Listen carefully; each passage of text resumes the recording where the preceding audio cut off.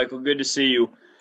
Nikola won Western Conference Player of the Month for the second time this season. I know he doesn't like to talk about individual accolades, but just being around him, how much do you think those mean to him? Very little. I don't think he really gets caught up in that. I think he's more happy that we're 12-3 in our last 15 games. That since we added Aaron Gordon, we're playing well in those 2 games, small sample size. We talked about 25 games to go, but Nikola is never a me guy. It's never about him, and that's what makes him such a rare superstar in my eyes. Harrison Wind. Hey, Michael, if you go back and look at Mike's last game, he had 27 points, and I think he only took 4 dribbles to make all of his field goals.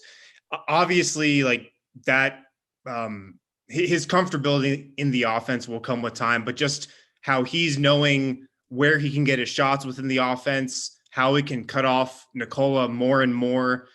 How big of a step have you seen from him just over the last maybe month or so in that aspect of things? Yeah, I think, to be honest, Harrison, I think it's been a huge step in all areas, offensively and defensively. On our flight out here yesterday, I was talking with him. I said, man, our last 15 games, he's averaging 20 points a game, 9 rebounds, shooting over 50 from the field, over 50 from 3. I was breaking his chops because he's shooting 66% from the foul line, which you would never expect from a great shooter, and that's what he is. I think he's had some great defensive games against some really good players. He's getting more confidence, more comfortable on that end. And then offensively, he's not pressing. He knows he's going to play 35 minutes most nights. The ball's going to find him. We're going to run plays for him. So I think he's just really settled down. I think also, Harrison, he understands how important he is to this team. In our last 15 games, I think Nikola's at 29, Michael's at 20, and Jamal's at 21. That trio right there is playing at a very high level, and most importantly, doing it very efficiently. Jamie Maggio. Hi there, Coach. You guys tend to give up a lot of shots from the three-point line, although you do defend it well. Does that approach change when you're playing a team like the Clippers? Yeah, I mean, obviously they're the number 1 3-point shooting team in the league. You go back to our game against them on Christmas night. They were 19 of 38, which is never a number you want to allow. So it starts in transition, Jamie. It starts in the half court, being able to contain the basketball. It flows into the offensive glass, not giving them second chance opportunities or kick out threes. And it requires this tremendous multiple effort. They're a team, a very talented team, one of the best offensive teams in the NBA. So we'll definitely have our hands full trying to defend that three-point line. Ryan Blackburn.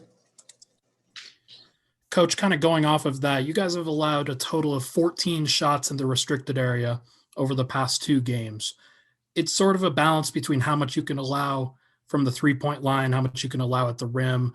How do you, what goes into working that balance, and why do you think it has come down so much over these last 2 games?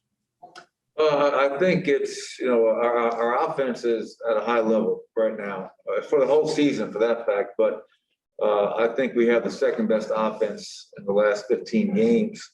And the reason I bring that up is because offense is always the beginning of your defense. If you're executing and you're scoring at a high rate, that should allow you, not always, but that should allow you to set your defense. When you're missing shots, that leads to runouts, transition opportunities, but you really can't set your defense. So I think that's part of it. The offense has been playing very effectively. I think in the half court, containing the basketball, I think obviously what Aaron Gordon brings to the table defensively, we've seen that in just the 2 games he's played in a Denver uniform. I think Michael continues to grow. Guys coming in off the bench, Facu, PJ, JaMychal, and Paul. I think all of our guys understand that we have to have some sort of defensive identity if we really have plans of finishing up the season strong and hopefully going into the playoffs. Lawrence Murray. Hey, Mike, this is the first time that JaMychal Green's going to be seeing the Clippers. He didn't play in the Christmas game. And I just want to know from your experience with him this season, how has he met your expectations? And with the roster changes, how has he kind of adjusted to what the team looks like right now? Yeah, I mean, as of right now, it's only been 2 games, but it really hasn't affected him much. He was coming off the bench prior to the trade, and he still comes off of our bench. The only difference is, now he's playing with Paul Millsap in that second unit, as opposed to playing with Isaiah Hartenstein or someone else.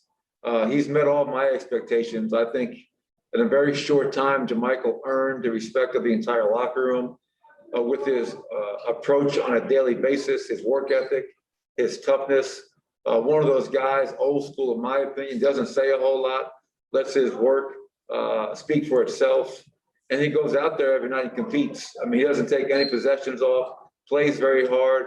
He's a 3-point threat. He's a defensive weapon, and he rebounds the basketball. So thrilled that JaMychal is on our team.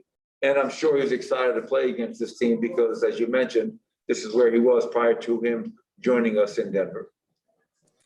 All right, Coach, we got time for one more. We're going to end with Joel Rush. Hey, Coach.